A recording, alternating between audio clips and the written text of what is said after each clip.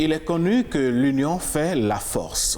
Lorsqu'on se donne la main, on arrive à aller de l'avant. On va plus loin et peut-être pas plus vite, mais on va toujours plus loin. Certaines personnes ont compris cet adage et les membres de la même famille se mettent ensemble parfois pour créer ou gérer une entreprise. Il peut aussi s'agir d'une entreprise créée par un parent que les enfants décident de se mettre ensemble pour gérer afin que cette entreprise devienne pérenne et dure dans le temps. Mais dans notre contexte, en tant que Béninois ou en tant qu'Africains, il n'est pas rare de trouver des entreprises familiales qui durent juste le temps de leur promoteur et puis après, ça disparaît. Pourquoi y a-t-il des risques à entreprendre ensemble, surtout lorsqu'on est membre de la même famille? Pourquoi des dissensions arrivent souvent et on n'a pas des entreprises familiales centenaires? Pour aborder la question ce matin, mesdames, messieurs, nous avons sur ce plateau deux invités. Deux invités sur ce plateau qui répondent. Déjà, le premier s'appelle Femi de Campos. Il est chef projet dans une entreprise familiale. Bonjour. Bonjour, merci d'être là. C'est un plaisir. À vos côtés, sinon face à vous, nous avons Désiré Aïwou. Il est ancien chercheur avocat d'affaires. Merci d'être là également. Bonjour. Bonjour et merci d'avoir accepté notre invitation. Merci. Au téléphone, on aura Fadonou Bokor, économiste, ancien chercheur également. Voilà, il nous apportera son point de vue sur la question. Tout à fait. Alors, vous, Femi de Campos, vous êtes chef projet dans l'entreprise créée et gérée par votre père. Dites-nous déjà, pourquoi vous n'avez pas voulu aller travailler ailleurs? Déjà, c'est pas forcément que j'ai pas voulu aller travailler ailleurs. C'est que j'ai estimé à un moment donné, à la fin de mes études, de mon cursus, qu'il était de mon devoir d'aider et d'apporter ma petite pierre à l'édifice pour essayer la promotion et l'évolution de l'entreprise dite familiale. Mon père y a travaillé plusieurs années pour créer une entreprise d'architecture, de bâtiments, de construction. Et j'ai démarré par un cursus en France. Ensuite, je suis rentré au Bénin. C'était mon grand frère qui est actuellement en France, qui occupait le poste un peu de numéro 2. Donc, lui, il est parti après en France. Donc, disons que j'ai pris mes responsabilités avec un peu papa qui pousse derrière pour essayer de prendre la place, pour essayer de prendre plus de responsabilités et m'impliquer un peu plus dans l'affaire de la famille. Mais cette entreprise existe depuis combien d'années? Elle existe depuis 1984, donc je vous laisse faire le calcul, à peu près 37 ans. Après ses études en France, dès qu'il est rentré, mon père il a immédiatement créé son cabinet d'architecture.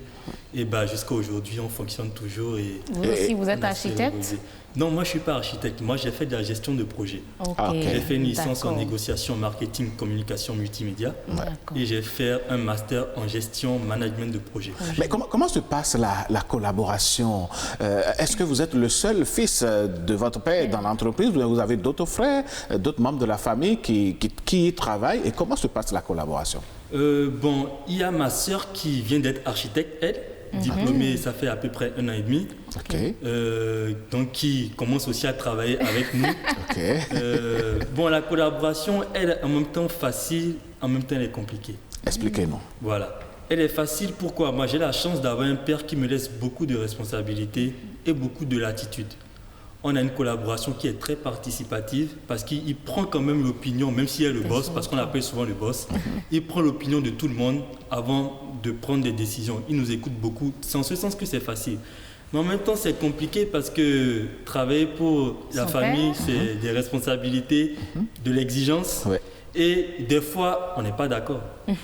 Et il faut pouvoir différencier le fait qu'on ne soit pas d'accord dans les affaires familiales, mais après qu'en dehors on puisse s'accorder sur d'autres choses. Tout à fait. Donc c'est en ce sens qu'il faut des fois faire la part des choses, savoir que le boulot c'est le boulot et la maison c'est la maison. C'est la maison. Et vous arrivez à faire cette part des choses? Oui, parce qu'il écoute beaucoup, il nous écoute beaucoup, il est un peu dur des fois, mais il nous écoute beaucoup. Donc c'est très facile. On s'entend toujours au final, dans mon cas précis. J'espère que vous ne dites pas tout ça pour que... pour le flatter, non, ou pour nous montrer que tout va bien. Pas du tout. Quand c'est chaud aussi, on sait que c'est chaud. Est-ce qu'il est arrivé déjà que ça a été chaud vraiment et il y a eu des décisions sur lesquelles vous ne vous êtes pas du tout entendu et il y a eu du rififi dans l'air? Bon, forcément. Après, le boss, ça reste le boss. la décision finale, elle lui revient. Quand on n'entend pas, des fois, je peux lui dire, papa, je ne suis pas d'accord. Mais il dit, tu n'es pas d'accord, mais moi, je veux qu'on aille dans ce sens. Et j'y vais à 100%. C'est pas que j'y vais entraînant les pattes. Quand il donne l'orientation, j'y vais. Et quand vous acceptez comme ça, est-ce qu'il est déjà arrivé que vous ayez accepté, puis après, ça a capoté et c'est pas lui qui avait raison? Et Bon, qui s'est dit, bon, j'aurais dû t'écouter, quoi. Objectivement, il y a souvent raison. Ah, très objectivement. Il y a souvent raison, parce qu'il y a plus d'expérience. Ouais. Donc l'expérience, ça l'aide à nous éviter, à nous, des erreurs, parce qu'il est déjà passé par là. Donc souvent, il y a souvent raison. Je préfère dire ça comme ça. D'accord. Mais aussi, ça ne l'empêche pas, des fois, même quand il estime avoir raison, de nous laisser le choix de la décision. Okay. Il le fait aussi, et c'est très sincère. C'est ça. D'accord. Monsieur Désiré Ayou, oui, alors vous trouvez la chose normale que des frères et sœurs se retrouvent, se mettent ensemble pour fonder une entreprise, ou que ce soit le père qui l'a fondée et qui intègre ses enfants? Vous trouvez ça normal? Tout à fait normal. C'est d'abord l'idéal. C'est l'idéal. L'idéal, parce que l'entreprise, c'est une relation de confiance. Et d'où peut venir la relation de confiance si ce n'est pas d'abord dans la famille? Ceux qui s'entendent, qui partagent déjà d'autres objectifs, peuvent facilement se mettre ensemble pour créer une entreprise familiale.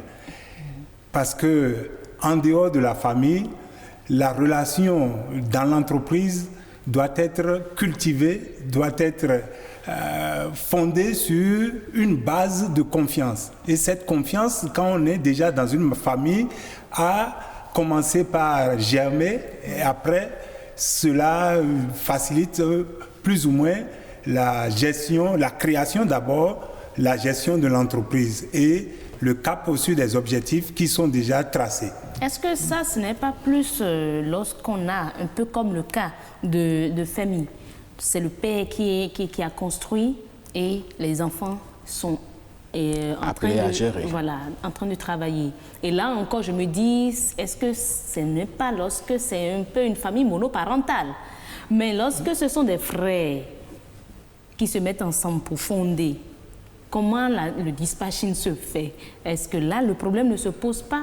Un conflit, un problème de confiance? D'abord, entendons-nous bien sur ce qu'on appelle entreprise familiale.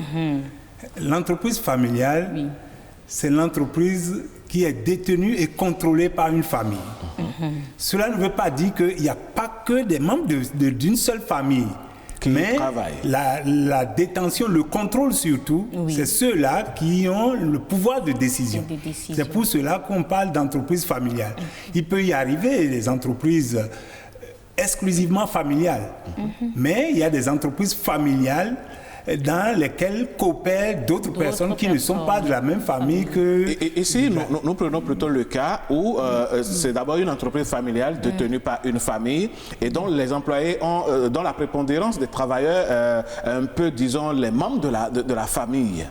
S'il y a des personnes extérieures, elles ne sont pas nombreuses. Et la question, je voudrais la repréciser de Heureuse, si c'est par exemple des enfants issus d'une mère, de deux mères, de trois mères qui se retrouvent avec le seul père dans l'entreprise, est-ce qu'il n'y a pas des risques de considérer l'entreprise comme déjà un héritage et puis bon, des problèmes vont naître? Le problème d'héritage viendra après. Tout à l'heure, oui, vous avez parlé d'inconvénients et tout ça là. Ça fait partie des inconvénients. Mais lorsque on est dans la création, dans la gestion, c'est d'abord l'objectif. Il faut commencer par dire que toute création d'entreprise parle d'un individu ou de quelques individus. Là, ça peut être les membres d'une famille, ça peut être des amis, des enfants, de différentes lits, mais d'une même famille. Ça arrive. Et donc, ceux-là se sont d'abord fait confiance. Donc, le problème, ce n'est pas un problème de lit. C'est un problème de partage d'un idéal. Et à partir de cet idéal, à partir de cet objectif, on construit l'entreprise.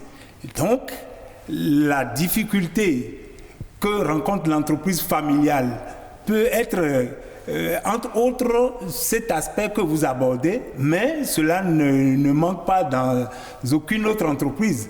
Parce que c'est les difficultés de partage d'humeur, de partage d'objectifs, tout simplement. Mais certains trouvent que ces difficultés de partage d'humeur et autres arrivent à être facilement gérées quand c'est des personnes, bon, inconnues qui se retrouvent ensemble et travaillent. Mais quand c'est la famille même, c'est carrément la famille même. C'est un problème familial à la limite. Raison pour laquelle il y a des parents qui interdisent la chose à leurs enfants. Il y a des parents qui l'interdisent. Certes, il y a des parents qui l'interdisent, mais j'aurais aimé que ces parents encouragent plutôt les entreprises. Parce que de par le monde, les plus grosses entreprises sont des entreprises familiales qui se transmettent de génération en génération. Et donc, à partir de cet instant-là, ça crée des exemples pour montrer que c'est un chemin de réussite. Mais ce dont nous devons tenir compte ici, ce n'est pas les individualités, mais c'est plutôt la communauté d'objectifs qui a été la création de l'entreprise. Les difficultés viennent généralement après la première génération, lorsque les problèmes de succession se posent, mais pas forcément autour de l'entreprise, c'est beaucoup plus autour du leadership qui va diriger. Donc quand il y a deux frères de même génération et qui ont les mêmes compétences, chacun pense qu'il a les compétences pour diriger. Alors que c'était papa qui dirigeait. Et donc, alors à ce moment-là, les difficultés... Posons la question à Femi. Est-ce que vous ne vous dites pas depuis 30 ans, plus de 30 ans, papa gère, le frère était le deuxième, le numéro 2. Aujourd'hui, vous êtes le numéro 2. Non, nous, dans notre cas, il y a une hiérarchie qui est naturelle. Oui, la hiérarchie est naturelle. Je sais que c'est le grand frère, c'est le numéro 2.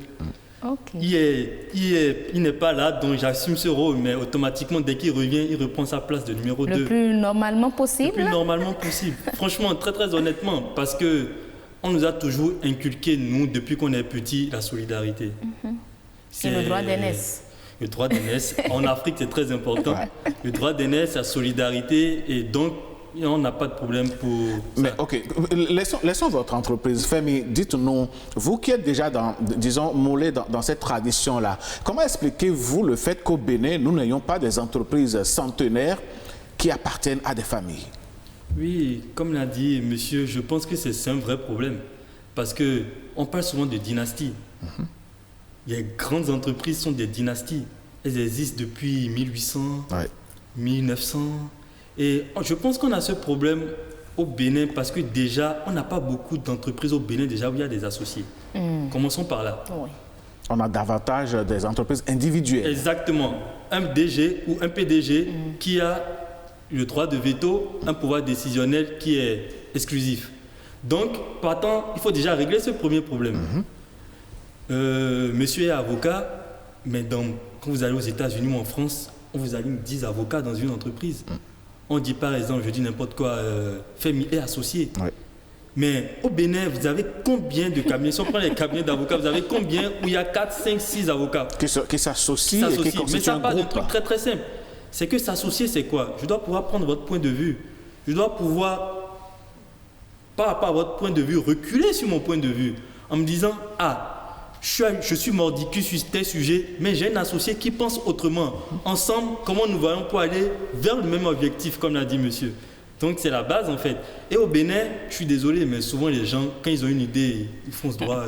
Ils sont convaincus par les idées. Raison pour laquelle il y a plus d'entreprises individuelles. Voilà, parce que les gens prévoient au final, on est mieux quand on est seul.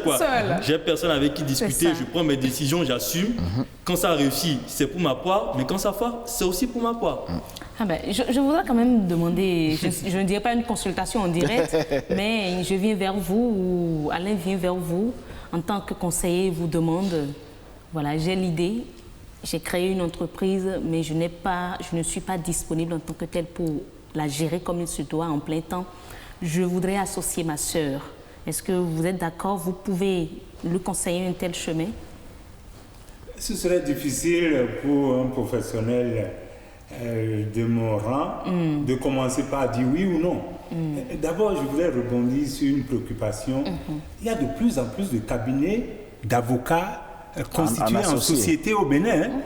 Il ne faut pas se leurrer. C'est un exemple qu'il faut suivre. Il y a beaucoup plus de sociétés d'avocats aujourd'hui qui se constituent au Bénin. C'est vrai, moi, depuis quelques années, je suis momentanément omis. Pour des raisons professionnelles, j'ai choisi d'évoluer dans d'autres contrées professionnelles. Maintenant, revenant à votre préoccupation, est-ce que je vais vous conseiller d'associer votre sœur ou pas? Il y a deux problèmes qu'il faut se poser, sinon deux interrogations. Quelle sera la place de la sœur dans l'entreprise? D'accord. Et qu'est-ce qu'elle va apporter à l'entreprise? Parce qu'une entreprise ne s'associe pas avec le premier venant. Il faut d'abord mesurer les intérêts qui sont en jeu. Nous allons peut-être revenir sur les inconvénients, parce qu'une entreprise qui s'associe à des incompétents, à des gens qui ne partagent pas les mêmes objectifs, crée des difficultés en interne, avant même que des difficultés externes ne s'y ajoutent. Et donc ici, c'est d'abord la conviction que la sœur partage les mêmes objectifs, qu'elle a les compétences pour évoluer dans l'entreprise, pas forcément pour gérer, parce que associé n'est pas gérant. Ah oui, l'associé n'est pas forcément gérant. Il peut avoir un autre poste de responsabilité. Tout à fait. D'accord. C'est vrai que dans une entreprise familiale, on a tendance à associer les gérants, les associés aux gérants. Oui. Donc, c'est ce qui donne un peu de, je dirais, d'engouement dans l'entreprise familiale. Les mêmes sont les apporteurs de parts sociales ou de capitaux, mais sont également à l'opérationnel et gèrent l'entreprise sous le contrôle d'un grand parrain, d'un grand parent. Et entre griffes, j'ai dit parrain, mais c'est parent. Mais lorsque la personne n'a aucun rôle à jouer, il vaut mieux lui donner peut-être le rôle d'associé. Elle a sa part, mais n'est pas associée à la gestion. Dans ces conditions, oui. L'entreprise, il n'y a pas question d'amitié, de sentiments. Non. Et oui, et parlant justement d'entreprise, nos compatriotes, certains de toutes les façons, ont leur avis sur le sujet. Nous allons les suivre dans cette Vox Pop. Moi, personnellement, ça ne peut pas se passer. Parce que la vie a un code que les gens ne respectent plus. Et ça tue vite plus que le code de la route. Bon, nous sommes des frères, nous sommes en famille. Bon, on peut rester ensemble pour créer une société, pour créer une entreprise. Voilà, on va commencer et les autres là vont savoir que ce truc-là a commencé par jouir. Ils vont commencer par faire des gris-gris, des trucs, la sorcellerie, pour tuer celui qui a initié ce projet. La création d'une entreprise n'est pas seulement l'apanage d'une famille. Premièrement, il faut partir sur de bonnes bases. Pour créer une entreprise, il faut partir sur de bonnes bases, définir les objectifs et pouvoir aller dans le même sens que son objectif. Maintenant, le caractère familial peut consolider les choses, mais il y a toujours le mais qui est là. La majorité de notre peuple, nous sommes individuels. Chacun se bat pour lui-même. On n'a pas en tête l'intérêt supérieur. Tu vois, chacun se bat. La création d'un on peut arriver, hein, mais doucement, doucement, parce que chez les autres, c'est culturel. Vous avez commencé de bas âge, de père en fils. Papa crée l'entreprise, après il commence par mettre ses enfants, et puis l'enfant, il grandit, il commence par mettre ses fils aussi, et puis tout ça là, et puis les frères, ils s'associent pour travailler dans la société. Mais chez nous, ce n'est pas, d'office, ça ne peut pas marcher à tous les coups. Non, je vais traiter entre eux parce que affaire d'argent là, on va parler, problème d'argent là, il n'y a pas soeur dedans, il n'y a pas frère dedans. Le problème c'est qu'il faut étudier la personne. Il faut étudier la personne. Quand vous avez entamé là, il faut l'étudier. On dit que la confiance n'exclut pas le contrôle. Tu essaies de contrôler. Vous comprenez, non? Et quand tu le mets en essai et tu vois que bon, il a fraîchi ou bien il a fraîchi quelque part là, en même temps tu coupes les pots. Nous devons apprendre à faire confiance aux autres parce que c'est le manque de confiance qui fait que nous n'arrivons pas à créer des entreprises viables, durables dans le temps. C'est parce que nous allons sur des bases de sentiments. Et c'est ce que nous devons le plus éviter. Chacun doit savoir ce qu'il veut faire dans l'entreprise, qu'est-ce qu'il apporte dans l'entreprise et quel est son objectif et qu'est-ce qu'il attend. Il n'y a pas à faire d'avoir honte dans ça là, c'est argent. Vous comprenez, c'est argent. ah ma soeur, pour le début, on fait tes choses, si ça marche là, c'est pour nous deux. Vous comprenez, non? Mais au moment où ça sera en train de marcher là, tu fais pour toi à part et puis je te détache. Au moment où nous y sommes, je ne crois pas que ce soit possible. Parce que la création d'entreprises, à ce que je sache, c'est un problème culturel. Parce qu'on devait nous éduquer dans ce sens. C'est vrai, nous avons des partis ici, dans notre pays, qui sont pros dans ça. Quand nous allons à Porto Novo avec les musulmans, depuis ils ont commencé avec, mais toutes les ethnies ne sont pas comme ça. On a commencé ensemble et voilà, aujourd'hui c'est moi qui me suis donné, ce n'est plus nous qui se sont donnés. Hein. Je te donne ta part et tu continues ton chemin. Et moi aussi je continue mon chemin. C'est comme ça, il faut traiter les Béninois aujourd'hui et là tu t'en sors demain. J'ai envie de dire qu'elle est assez radicale. Mais bon, voilà, c'est son point de vue. Elle a fait assez d'expérience. Hein? Ah oui. Alors, dites-nous, professeur Ayou, quelle réaction vous inspire ces déclarations? Je suis un peu confus. D'abord, quand on nous dit que l'entreprise familiale, c'est une affaire culturelle, cette culture existe, nous. Si nous prenons les champs que les gens labourent dans nos villages, oui, c'est d'abord la famille. Et il paraît que c'est pour cela qu'il y avait des familles nombreuses. Et non seulement ça, les gens se regroupaient pour aller sacrer le champ de X, oui, après on va dans le champ de Y, ainsi de suite. Tout à fait. Donc ça veut dire que nous partageons aussi cette culture-là. Il ne faudrait pas que les gens pensent que c'est autre chose que ce que nous faisons dans nos villages. Et ça, beaucoup d'enfants pour travailler. Oui, une durée très longue dans le temps. C'est une affaire d'histoire longue. Maintenant, lorsque les gens commencent par parler d'entreprise en tant que structure organisée formelle, oui, moi je ne vois pas d'entreprise au Bénin.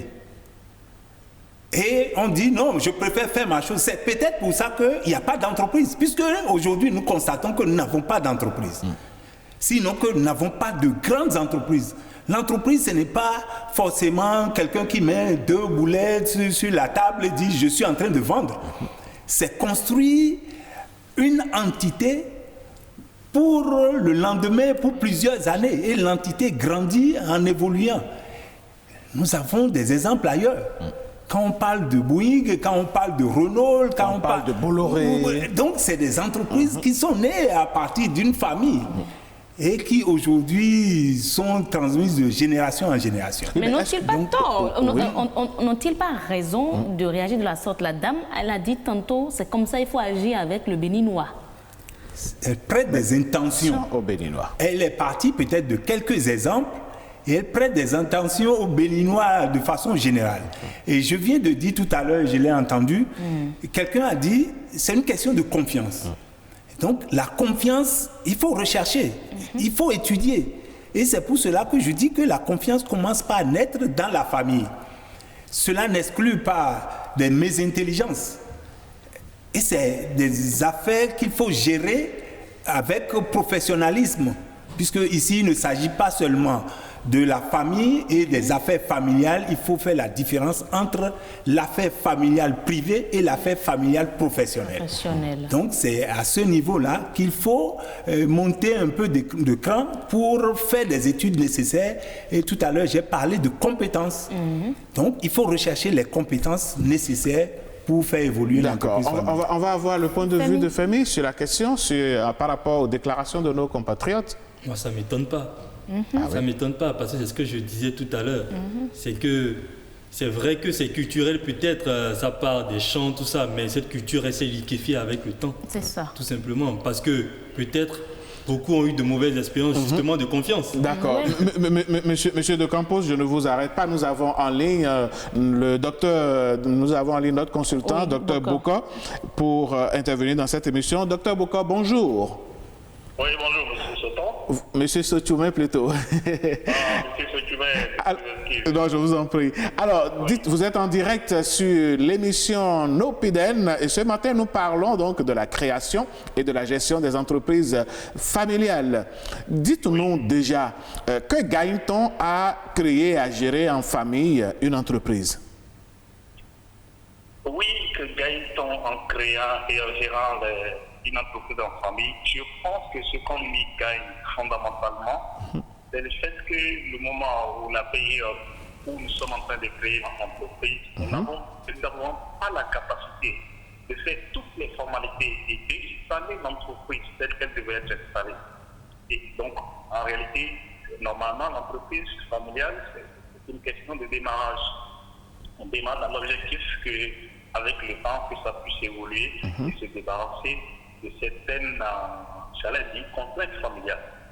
Parce qu'en réalité, la gestion de l'entreprise familiale a des contraintes qui sont liées à la famille. Quelles sont ces contraintes-là, dites-nous?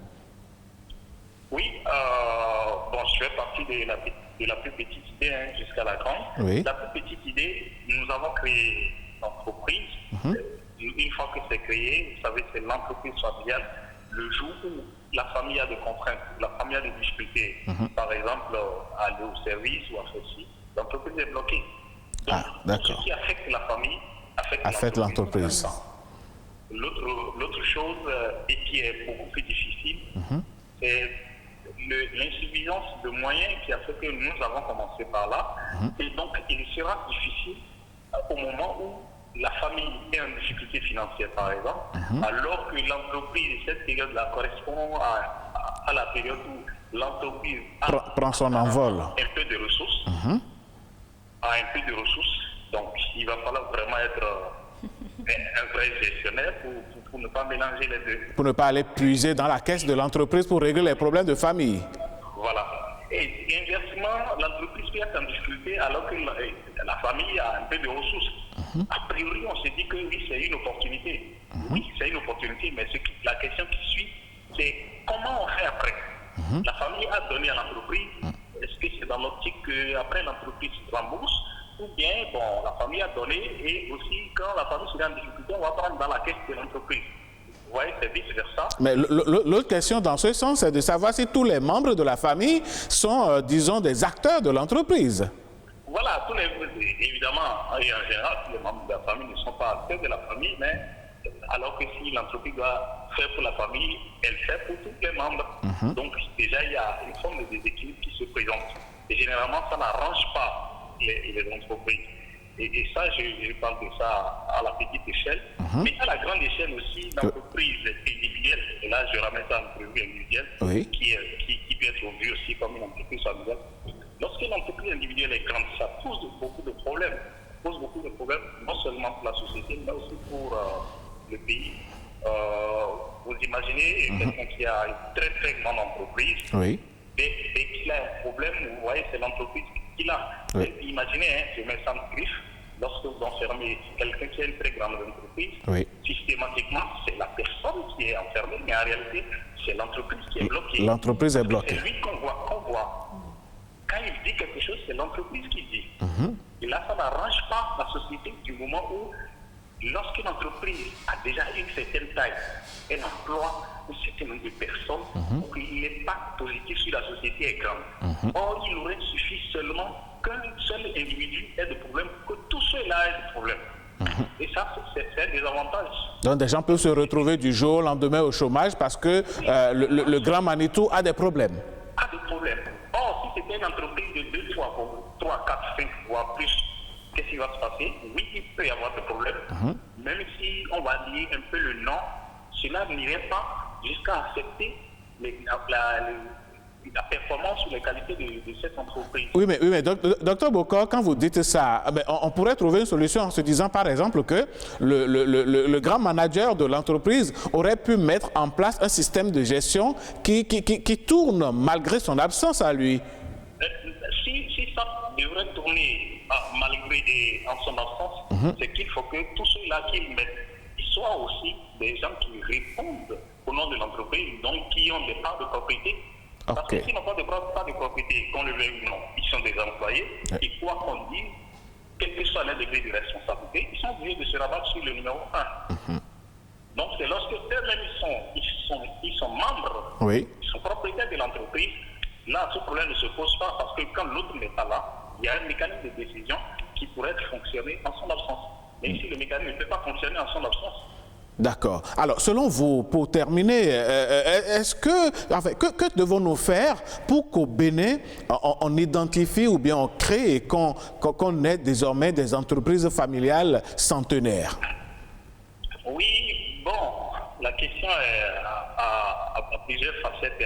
En réalité, créer des entreprises familiales, ce n'est pas une mauvaise chose, c'est une très bonne chose, dans la mesure où le contexte actuel, face à la mondialisation, où si vous ne faites pas d'efforts, vous allez tout acheter dehors, il est plus facile pour nous de commencer à créer de petites entreprises pour quand même revenir et avoir une autre source de revenus. Et de plus en plus, ça évolue. Mais c'est souvent conseillé qu'à un moment donné, l'entreprise, la taille de l'entreprise commence à avoir des exigences qui sont des exigences au-delà de la famille. Et dans ce cas, il vaut mieux forcément commencer à aller vers des coopérations qui finiront finalement par donner une autre unité qui est la fusion de plusieurs entreprises familiales. D'accord. De l'autre côté, c'est que l'entreprise familiale, c'est que nous le vivons au Bénin, c'est un moyen de survie. Mais les études ont aussi montré que pour le cas particulier du Bénin, les gens ont des difficultés à se mettre ensemble.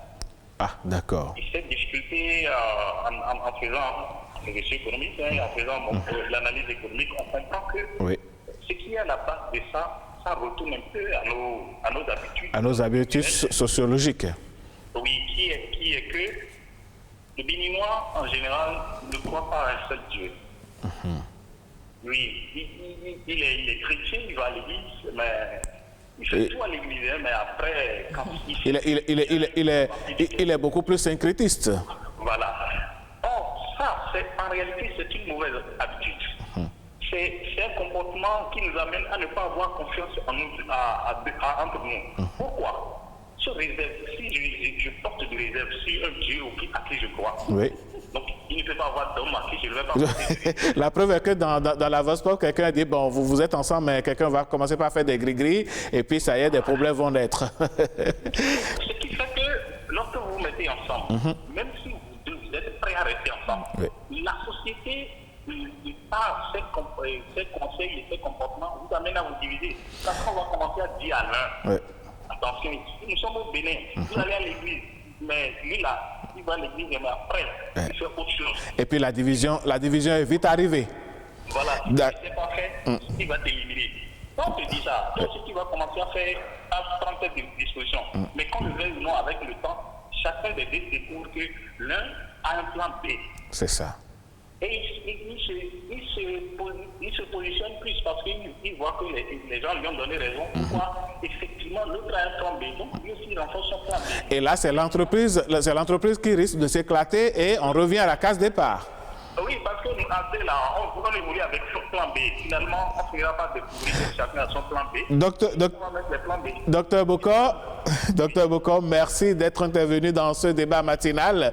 Nous vous souhaitons une excellente journée et une excellente semaine. Merci à vous et à vous tous. Merci. Merci. Alors, heureuse d'annoncer. Et voilà. Nous venons d'avoir le docteur Bokor. Oui.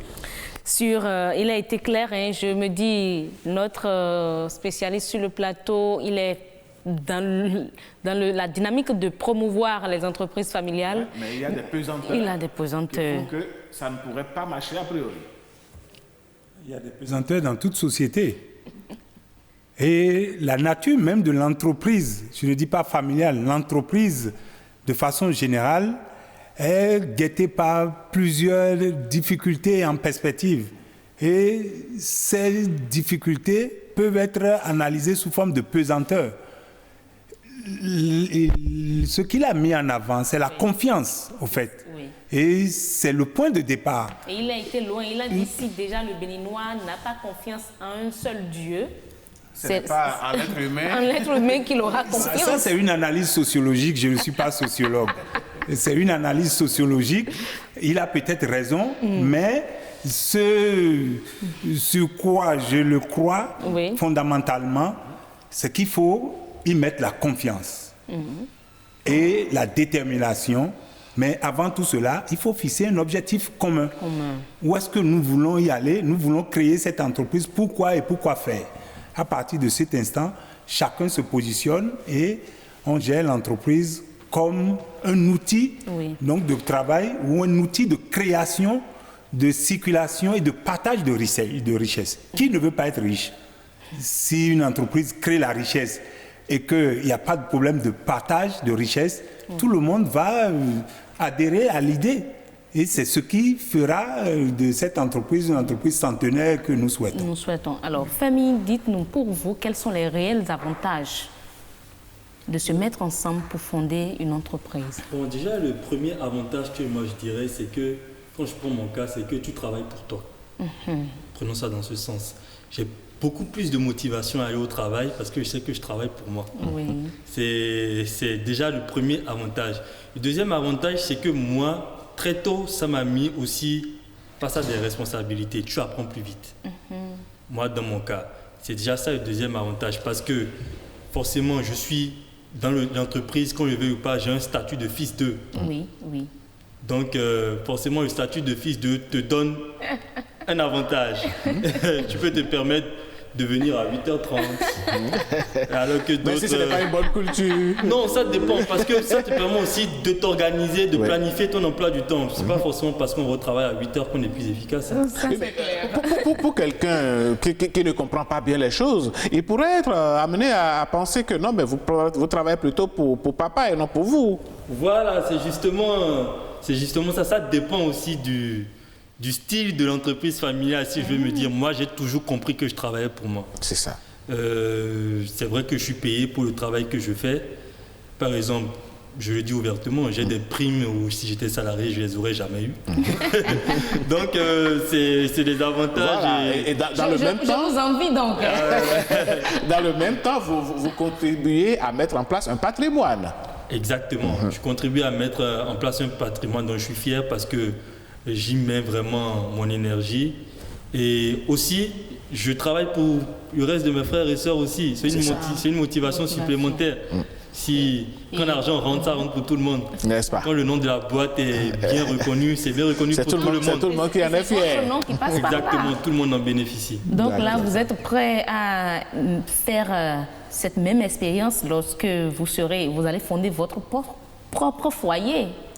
Vous mettre ensemble avec vos enfants, votre épouse et fonder une entreprise? Bon, sur ce sens, il faut relativiser. Je vais vous expliquer pourquoi il faut relativiser. Moi, par exemple, on ne m'a jamais forcé à travailler, disons, dans l'entreprise familiale. C'est un choix. D'accord. Si, par exemple, tu as un enfant qui ne veut pas, c'est compliqué. Parce que déjà, si tu pars d'une base où tu le lui imposes, c'est pas évident que ça marche. C'est pas évident. Donc, je ne peux pas affirmer que j'ai grandi avec ce style de gestion. J'y adhère. Et je vais essayer aussi de l'inculquer si j'ai une famille, parce que j'estime que c'est le meilleur moyen de crever le plafond. Je vous dis honnêtement, déjà non seulement vous vous associez, l'union fait la force, en plus vous êtes en famille. Et comme l'a dit monsieur, donc vous avez déjà une base de confiance qui est liée à la famille tout simplement, ça ne s'achète pas. D'accord. Allez, cette émission, c'est aussi des messages. D'accord. Nous avons des internautes qui interviennent dans cette émission heureuse avec votre permission. On y va. Nous allons lire le tout premier. Bonjour à tous et merci aux aînés pour leur contribution riche et variée au débat. La plupart des Africains et particulièrement des Béninois ont été éduqués dans un environnement de méfiance et de suspicion. La confiance mutuelle, le dévouement et le don de soi sont indispensables à la bonne marche et au rayonnement d'une entreprise, quelle que soit sa nature. Nous devons apprendre à nos enfants que c'est ensemble qu'on est fort. Et c'est la confiance qui est le socle du vivre ensemble. C'est les sacrifices consentis par les uns, par les aïeux du moins, les arrière-grands-parents et les grands-parents qui nous font constater ces entreprises centenaires. Il y a tant Il y a donc un temps pour entreprendre, un temps pour faire croître l'entreprise et un temps pour la faire prospérer. Mais la recherche du gain facile, l'achat et la revente, le sotia-doutia, comme on le dit chez nous, ou le en même temps ne peuvent pas permettre d'avoir des entreprises centenaires. Voilà, c'est le seul message que nous avons eu aujourd'hui. Franchement, qui a été long et très précis et concis. Mais Monsieur Ayou, je voudrais 2 interventions de votre part avant de conclure, parce que la chef d'édition dit qu'on n'a plus beaucoup de temps. D'abord, des conseils pour ceux qui veulent se mettre ensemble pour créer une entreprise. Quels sont les faux pas qu'il faut éviter? Et de 2, alors là, franchement, soyez francs, est-ce que vous conseillez réellement aux gens de se mettre ensemble pour fonder une entreprise familiale? D'abord, pour répondre à la première question, les faux pas qu'il faut éviter, je l'ai entendu dire, il ne faut pas forcer un membre d'une famille à se mettre dans une entreprise familiale, quelles que soient les raisons qui poussent celui qui veut amener un membre à constituer une famille, une entreprise familiale. Le deuxième écueil, le deuxième piège qu'il faut éviter, c'est de se mettre ensemble en croyant que tout le monde a les mêmes compétences. Vous insistez là-dessus? Oui, il faudrait que chacun occupe la place qui lui revient dans l'entreprise. Ce n'est pas parce qu'on est fils de papa qu'on est forcément dirigeant de l'entreprise. Lorsqu'on n'a pas la capacité de diriger l'entreprise, il vaut mieux laisser l'entreprise à quelqu'un qui est compétent. Il ne faut pas que quelqu'un se dise, moi je suis capable d'être directeur, pourquoi lui va être secrétaire? Voilà, moi je vais être secrétaire, lui sera en haut là-bas. Alors que le poste de secrétariat, c'est quand même un poste stratégique dans une entreprise. Il n'y a pas de sous-métier. Il n'y a pas de sous-métier, donc c'est un poste stratégique. Oui. Mais parce que peut-être papa est décédé, c'est le fils aîné qui se dit, ben moi je remplace papa. Alors qu'il y a un autre là qui a plus de compétences, qui peut diriger et qui est resté aux côtés de papa qui a partagé beaucoup d'expérience. Donc là aussi, il faut l'éviter. Maintenant, il y a des avantages que je voudrais souligner encore pour revenir un peu sur tout ce qu'il a dit et que je partage. Il y a aussi le cadre de formation. Parce qu'on en a très peu ailleurs. Quand on est dans une entreprise familiale, on reçoit, en dehors des diplômes qu'on a obtenus ailleurs, de la formation, mais on reçoit une formation à l'interne dans une entreprise familiale. Et ça peut être aussi, je dirais, le label de l'entreprise qu'on cultive dans cette formation-là. Malheureusement, le temps nous faisant défaut, nous allons prendre en 30 secondes votre mot de fin. Je souhaite que les Béninois réalise que l'entreprise familiale est un outil de travail et de développement. Beaucoup plus de bénéfiques et de développement. Et il faut qu'il tente vers l'entreprise Monsieur Ayou Désiré, on vous aura compris. Monsieur De Campos, Femi, 30 secondes pour conclure. Bon, pour conclure, comme disait Monsieur Désiré, on encourage. Moi, de mon expérience personnelle, c'est que du bonheur. Et je vois l'entreprise grandir sous mes yeux. J'y participe. En plus, c'est pour la famille. Quoi demander de plus? Donc, il faut se mettre ensemble. Exactement. Allez, si le désir vous prend de pouvoir vous mettre ensemble, vous, membres de la même famille, n'hésitez pas. Heureusement, nous sommes déjà de la même famille ici sur cette émission. On va entreprendre ensemble.